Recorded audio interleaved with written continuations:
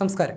രാജ്യപുരോഗതിയിൽ ശ്രദ്ധേയ സംഭാവനകൾ അർപ്പിക്കുകയും കുവൈത്ത് ഭരണ നേതൃത്വത്തിൽ അരനൂറ്റാണ്ടോളം നിറഞ്ഞു നിൽക്കുകയും ചെയ്ത നേതാവാണ് വിടവാങ്ങിയ കുവൈത്ത് അമീർ Sheikh Nawaf Ahmad al Jabir അസ്ബാഹ്. ദേഹാസ്വസ്ഥയെ തുടർന്ന് ദിവസങ്ങളായി അമീർ ആശുപത്രിയിൽ ചികിത്സയിലായിരുന്നു.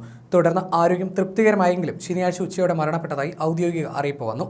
ഗവർണറും ആഭ്യന്തരമന്ത്രിയും പ്രതിരോധ മന്ത്രിയും സാമൂഹ്യകാര്യ തൊഴിൽ മന്ത്രിയായും ഉപപ്രധാനമന്ത്രിയായും കിരീടാവകാശിയും അമീറുമായി ഭരണാധികാരി എന്ന നിലയിൽ രാജ്യത്തിന്റെ പുരോഗതിയിൽ ശ്രദ്ധേയ സംഭാവനകൾ അർപ്പിച്ച വ്യക്തിയാണ് Sheikh Nawaf al Ahmad al Jabir അസ്ബാഹ്.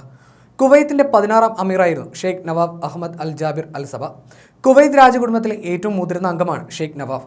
1937 June 25-ന് കുവൈത്തിലെ 10ാമത്തെ ഭരണാധികാരിയായ ഷെയ്ഖ് അഹമ്മദ് അൽ ജാബർ അസ്ബാഹിന്റെ മകനായി ജനിച്ച ഷെയ്ഖ് നവാഫ് കുവൈത്തിൽ നിന്നാണ് വിദ്യാഭ്യാസം പൂർത്തിയാക്കിയത്. 2020 സെപ്റ്റംബറിൽ ഷെയ്ഖ് സബ അഹമ്മദ് അൽ ജാബർ അസ്ബാഹ് അന്തരിച്ചതിന് പിന്നാലെ കിരീടാവകാശിയായ Sheikh Nawaf al Ahmed Kuwait അമീറായി ചുമതലയേറ്റു. 1962-ൽ 25-ാം വയസ്സിൽ ഹവലി ഗവർണറായാണ് ഷെയ്ഖ് നവാഫ് ഔദ്യോഗിക ജീവിതം ആരംഭിച്ചത്. 16 വർഷം ഗവർണറായി തുടർന്ന അദ്ദേഹം 1978 മാർച്ചിൽ ആഭ്യന്തരമന്ത്രിയായും തുടർന്ന് പ്രതിരോധ മന്ത്രിയായും പ്രവർത്തിച്ചു. 1991 ഏപ്രിൽ 2-ന് സാമൂഹ്യ തൊഴിൽ മന്ത്രിയായി.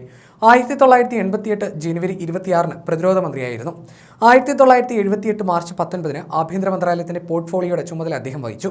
1994 ഒക്ടോബറിൽ കുവൈത്ത് നാഷണൽ ഗാർഡിന്റെ ഡെപ്യൂട്ടി ചീഫായി ചുമതലയേറ്റ ഷെയ്ഖ് നവാഫ് 2003 വരെ ആ പദവി വഹിച്ചു. തുടർന്ന് രാജ്യത്തിന്റെ പ്രധാനമന്ത്രിയായി 3 വർഷം നിയമിതനായ ഷെയ്ഖ് നവാഫ് 2006 ഫെബ്രുവരിയിൽ കിരീടാവകാശിയായി ചുമതലയേറ്റു. 2020-ൽ അമീറായി അവരോധിക്കപ്പെട്ടതോടെ ജനങ്ങളുടെ പ്രിയങ്കരനായ സാരഥിയായി അദ്ദേഹം മാറി. അതിർത്തി സംരക്ഷിക്കുന്നതിന് കാര്യക്ഷമമായ പദ്ധതികൾ ആവിഷ്കരിച്ച പ്രതിരോധ മന്ത്രിയും സുരക്ഷാ മേഖലയിൽ ശ്രദ്ധേയ മാറ്റങ്ങൾ വരുത്തിയ ആഭ്യന്തരമന്ത്രിയും എന്ന നിലയിൽ ഷെയ്ഖ് നവാഫ് ശ്രദ്ധേയനായിരുന്നു.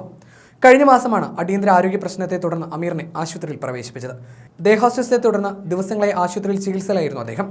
ആരോഗ്യം തൃപ്തികരമായിരുന്നുവെങ്കിലും ശനിയാഴ്ച ഉച്ചയോടെ മരണപ്പെട്ടതായി ഔദ്യോഗിക അറിയിപ്പ് വരികയായിരുന്നു.